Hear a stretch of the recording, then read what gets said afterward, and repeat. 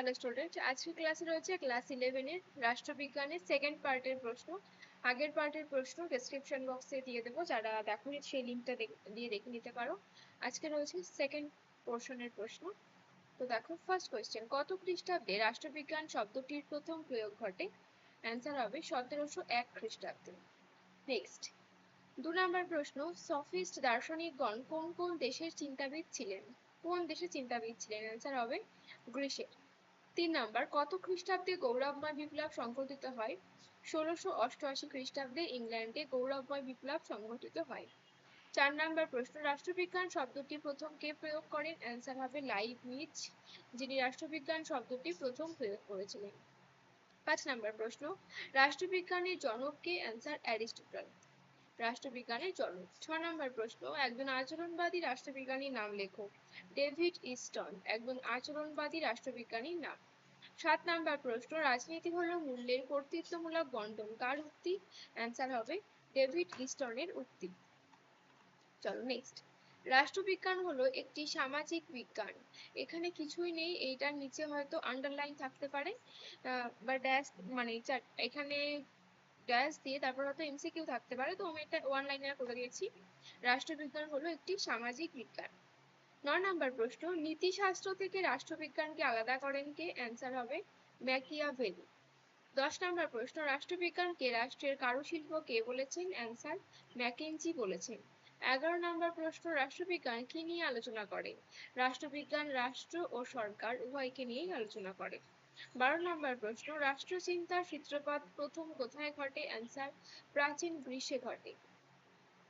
13 নম্বর প্রশ্ন, কার মতে রাষ্ট্রবিজ্ঞান কর্তৃত্বমূলক সিদ্ধান্তকরণ প্রক্রিয়ার বিশ্লেষণ করে? অ্যান্সার ডেভিড ইস্টনের মতে। 14 নম্বর প্রশ্ন, উদারনীতিবাদ দৃষ্টিভঙ্গির আদি প্রবক্তাকে? John Locke. নেক্সট, 15 নম্বর প্রশ্ন, রাষ্ট্রবিজ্ঞানে মূল্যমান নিরপেক্ষ আলোচনা সম্ভব বলে মনে করেন কোন দার্শনিক গণ? অ্যান্সার হবে আচরণবাদী দার্শনিকগণ। 16 নম্বর প্রশ্ন, কাকে আচরণবাদীর বৌদ্ধিক ধর্মপিতা বলে অভিহিত করা হয়? চার্লস মেরিয়ামকে আচরণবাদীর বৌদ্ধিক ধর্মপিতা বলে অভিহিত করা হয়। 17 নম্বর প্রশ্ন, রাজনীতি হলো সমাজের প্রতিরূপ, এটা কে মনে করেন? এটা ডেভিড ইস্টন মনে করেন। নেক্সট, 18 নম্বর প্রশ্ন, সিস্টেমেটিক পলিটিক্স বইটির লেখক কে? অ্যান্সার হবে ক্যাটলিন। 19 নম্বর প্রশ্ন, নতুন রাজনৈতিক অর্থতত্ত্বের প্রবক্তা কে? অ্যান্সার জে এম বুকানন, নতুন রাজনৈতিক অর্থতত্ত্বের প্রবক্তা। 20 নম্বর প্রশ্ন, মানুষ রাজনৈতিক প্রাণী, কে বলেছেন? অ্যান্সার অ্যারিস্টটল, অ্যারিস্টটল বলেছেন মানুষ রাজনৈতিক প্রাণী। 21 নম্বর প্রশ্ন, রাষ্ট্রবিজ্ঞানের আচরণবাদী আন্দোলন কোন শতকের আন্দোলন? অ্যান্সার 20 শতকের আন্দোলন।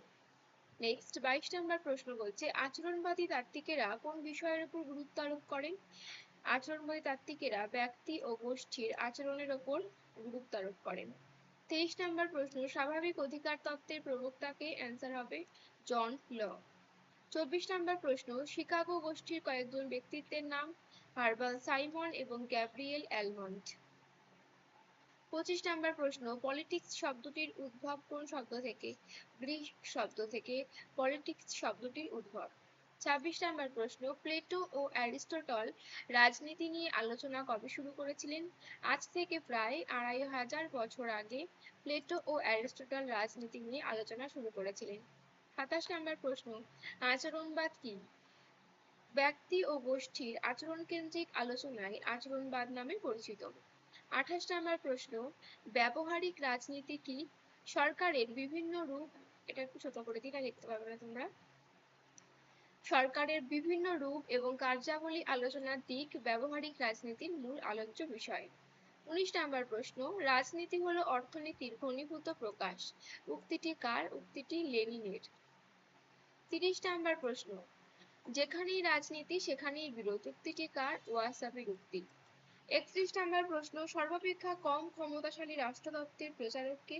Robert logic. আজ এই পর্যন্তই। এইটা হচ্ছে তোমাদের কাছে রাষ্ট্রবিজ্ঞানের সেকেন্ড পার্ট, আমি ফার্স্ট পার্ট আগেই আপলোড করেছি। আজকে এই পর্যন্তই, দেখা হচ্ছে নেক্সট ভিডিওতে। টাটা। ভালো লাগলে অবশ্যই লাইক, শেয়ার এবং সাবস্ক্রাইব করো।